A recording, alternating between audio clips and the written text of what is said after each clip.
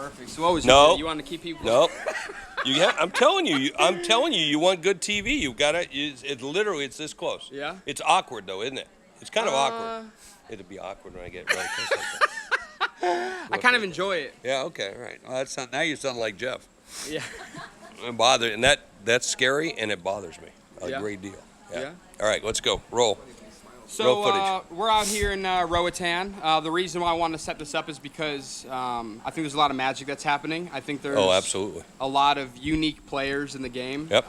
You guys have built a very incredible power team, and I wanted to get secondary feedback, not just from what's going on here, but kind of, one, what you're doing, two, with the experience and expertise that you have, why this vision or why this idea is... Why Roatán? Why Roatán? Yeah, I mean, there's a couple of times in your life. Look, I bought and sold over 250 businesses in my career, about 25 billion. And when I met with the mayor here locally on Roatán, a small Caribbean island, the last of the Caribbean islands, to the west, it's the farthest from everywhere. And just this beautiful, untouched area. Didn't have electricity until 1987. 125,000 people on an island that's 40 miles wide, maybe 4.5 miles wide at its widest point. And just when you meet the people, you see the people. But he asked me, he said, Jeff, why? Why Roatán? Yeah. I said, it reminded me of 40 years ago when I was out with my family with a real estate business, and we were driving the back roads of Georgia along lake property, and I said we had a tremendous opportunity for wealth there, and this is one of those opportunities. This is Cabo before Cabo. This is Cozumel 15 years before Cozumel. This is like a beautiful, beautiful place, and we get a chance to not just live here, but also participate in the community, be a part of it, be a part of life. Wow. And I mean, when you go and look at some of the sites and you meet the people, you just realize how special this place is, and it's just like it's been untouched and unseen, and so it's just great to be able to have that. And with that being said, outside of just Roatán, how are you able to get key players? Because when you look at Roatán, when you're looking at investing, people are either looking at getting a good deal on a property that they're going to stay in, or they're looking at the growth market because they either want to buy something that's going to appreciate so much over time. You have created not only just a platform for people to come and either buy out houses and rent them, but you also created a platform, or are working on creating a platform, where people can not worry so much about listing their properties as well. Yeah, well, you get a little bit of both. You can buy a lot, okay? You can buy a condo, you can buy a luxury home, or you can have fractional ownership. And then you have a community that will manage it for you. So, all of those things that you would worry about, like, oh my gosh, I have to, toilet's plugged, I've got to fly down. No, we have people for that, right?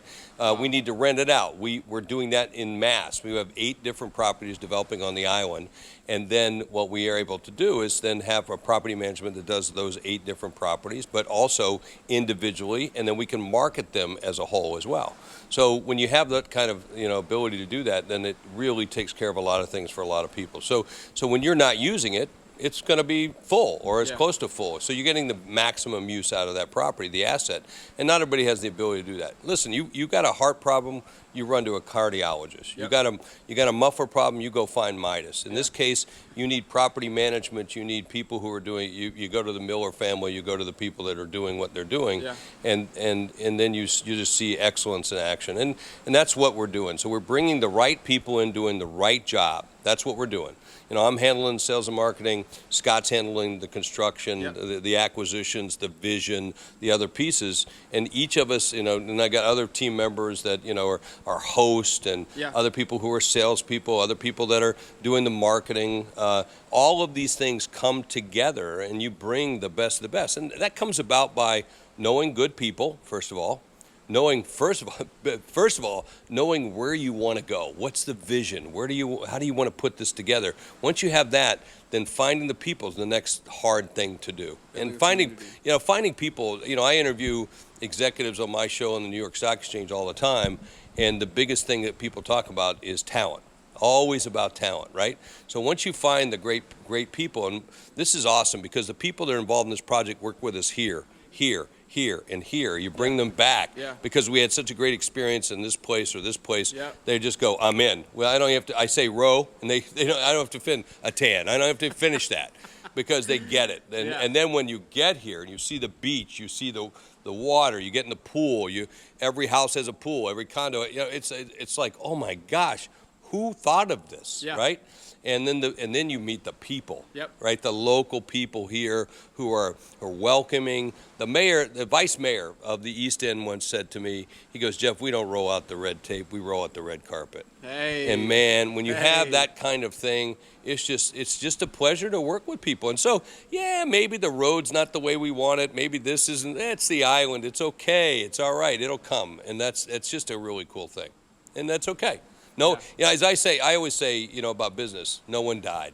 Yep. No one died. So we're all working together to getting something done different. The food's awesome. I just can't. I can go on and on and on. Yeah. From people that are coming in and looking at Roatán from like an investment opportunity, we talked about why Roatán and the people and the culture, but from a structural standpoint, there's other developments that are happening on the island. Yeah. But there's something unique about the developer that you guys are working with and that you partnered up with on the quality, the build quality along with. We're serving mostly what would you call an expat community, so Canadians and Americans primarily. There's a lot of Canadians and Americans on the island already. 125,000 people, so probably about a fourth to a third of them are already expats. Yep. So we're going to see a lot of Canadians and Americans come in. Well, they're used to having standards of building at a certain level. Yeah. And I'm not saying that others are less. I'm just saying this is the standard that we build to. Yep. Let them defend what they build. Yeah. We're going to build to those, what we would call American standards. And what we mean by that, it's not to downgrade anybody else. It just means safe. And I want plugs where I expect plugs. I want fittings to be the way they're supposed to be. I want foundations poured the way they're supposed to be poured. I want them reinforced. I want those kinds of things. If I'm going to put my grandchildren in that house, if I'm going to put my family in that house, and so that's what we're doing. And that's I think goes a long way. When you tour the island, you can tour different parts in the world, and you can see is that up to the standards you want to have and live in, and so we're making sure we exceed that. Yeah. Just some side conversation now that I have you here, and it is extremely intimate being this close. Yeah, we are, and we're close, dude. Yeah. You're almost touching me. I just want to say it's kind of spooky, but go ahead. No. You have worked and developed on the C-Suite network, which I've joined, a month or so ago, and when I look at it, it is hands down one of the flagship, top tier, I would say high peer networking groups that you could be a part of. When you came up with that idea, what started it? What motivated it? Yeah.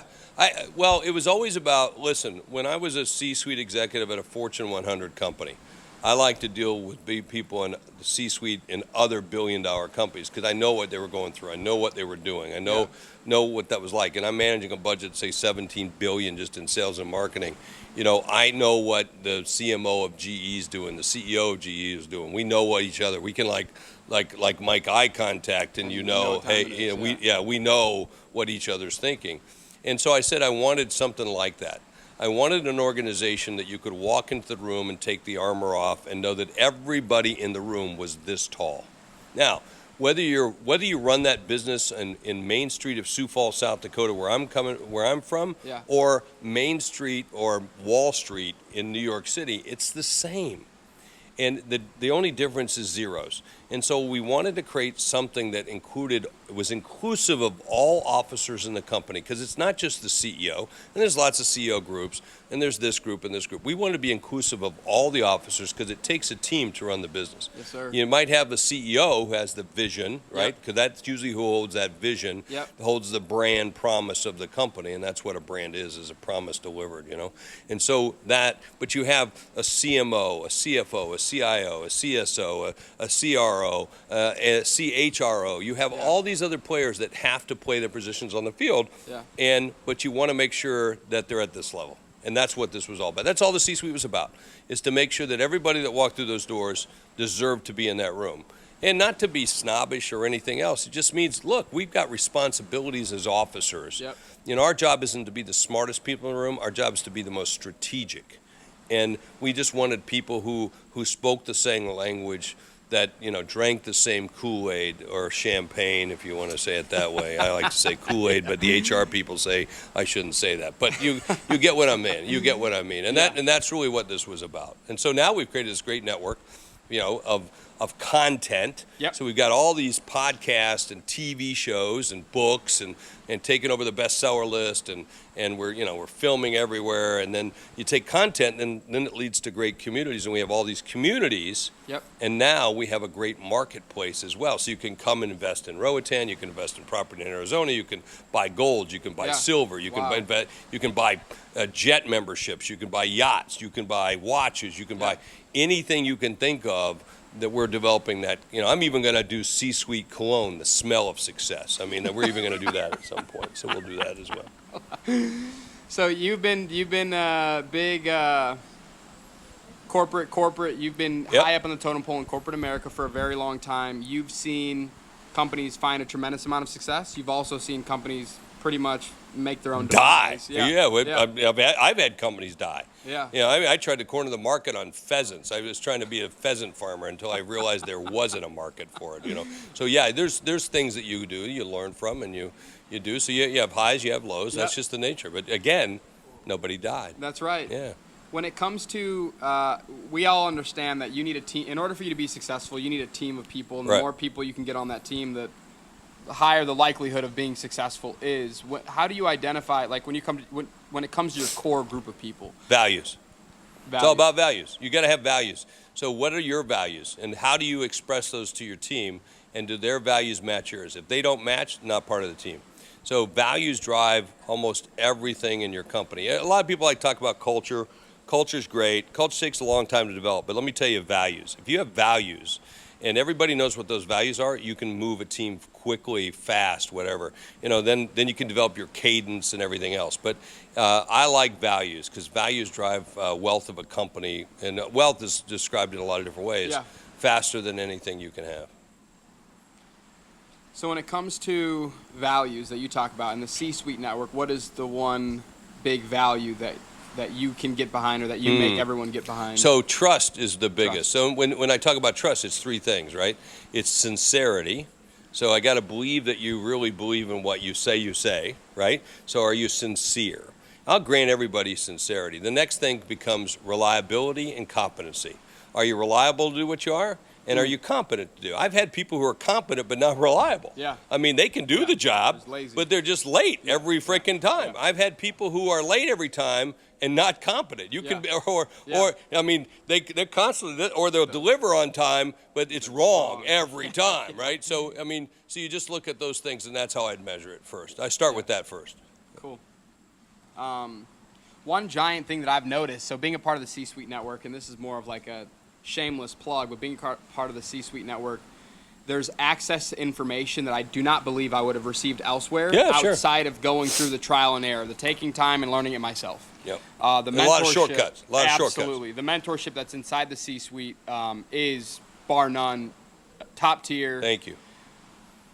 I know that you're going to be launching an academy relatively soon. Do you plan on taking the values and the information? I mean, you've had a tremendous amount of success. You've had billions of dollars in exits. Do you plan on taking the information that you've learned and launching that inside the academy, or what was your identity or idea behind what you wanted the academy to look like? I like creating platforms. Okay. And so you want to look at the C-suite network like a giant platform. It's got a big, like sequoia tree over it, in terms of a huge canopy, and underneath that's this lush ecosystem, but at the core is this platform. I like platforms.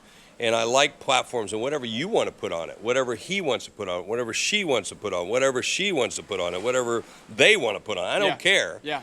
That's what I like to see. So I like creating the infrastructure for people to be able to do these things and then be able to grow and make it happen. That's it. That's what I like to do. And whatever you want to do with it, great. That's what makes me happy. Yeah. Those are my conditions of satisfaction. A lot of people say, well, Jeff, you should do a course. I don't want to do a course. Are you kidding me? I could. I've done a couple, but I really don't care to, And people come to me all the time. I have people come to me like to hire me to do a daily television show on one of the big networks. Yeah. I don't want to do that. you know? So Wow. it's got to be what you want to do. And I like building platforms. I like building things that other people can take and go, ooh, what can I do with this? Yeah. I can go out and build my own brand. Yeah. I can build my own course. I can do my own podcast. I can do my own TV show. I want to build that. I want to build that. I love that. Yeah, it's fun. It falls in the model of like C-suite. It's not like you're trying to take people away from being the owners. Yeah. It's more so like you're just giving them the platform so they can own more. Well, I don't want to should on somebody. You should do this, Yeah. right? And a lot of people like should on people all the time. I'm Yeah. not shoulding on anybody, right? And I'm playing with the words because this is a Queen show. You know, my job is not to give you advice. Advice is given by people who have never done it. Our job is to give you counsel. Counsel. And counsel's given by people who have been there and done it over and over and over. And there's a big difference. And you see a lot of experts who talk about these things, and that's the difference between some of those that are really doing it and not a false prophet Yeah. who's trying to milk you for the last hour you got. Well said. Well said. Well said. I'm pretty much All right. tapped out. There Yeah, you go, that was brother. good. That was incredible. Thank you. No, you're good.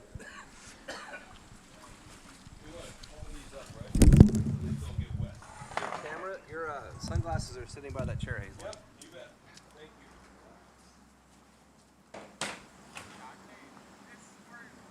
you. Here, by the way, this is the. Shot? Yeah. What's that? Cool, it's a good shot.